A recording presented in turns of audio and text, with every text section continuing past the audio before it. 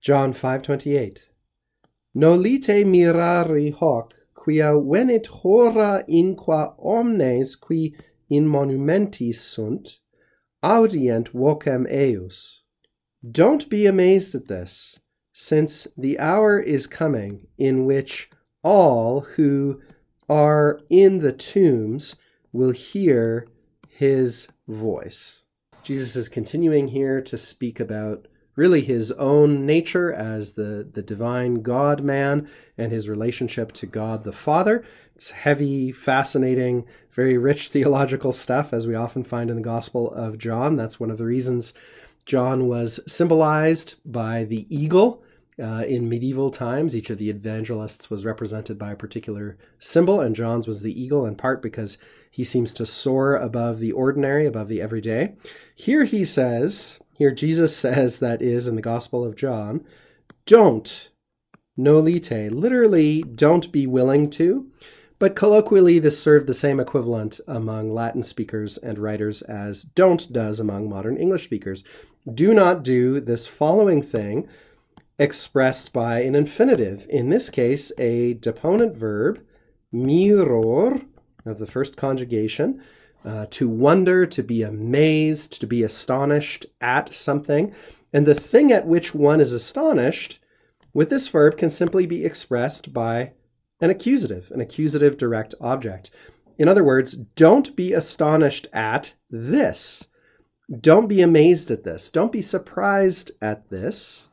Since, and again, quia indicates our reason. Since what? Since an hour, or the hour, is coming, perhaps is not quite here yet, but is on its way, is almost upon us, in which everyone, all who are, that's just our third person plural, present active indicative from sum esse, all who are in monumentis.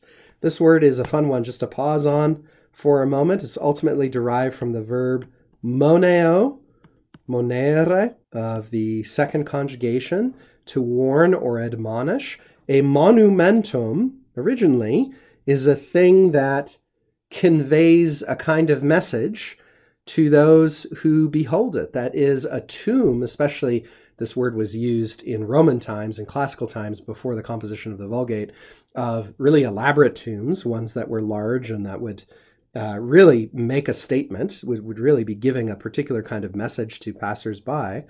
Tombs themselves always are communications, right? They're not just for the sake of the deceased, but they're for the sake of those who have an opportunity to remember or to sort of be advised about the fate or the life or whatever belonging to the person buried there. So those who are in the tombs, or their graves, we might say, will hear his voice. Now, Jesus is talking about himself in the third person here, this eios, that is equivalent to filii hominis, the Son of Man, voice of the Son of Man, i.e. Christ's voice. That's what they're going to hear.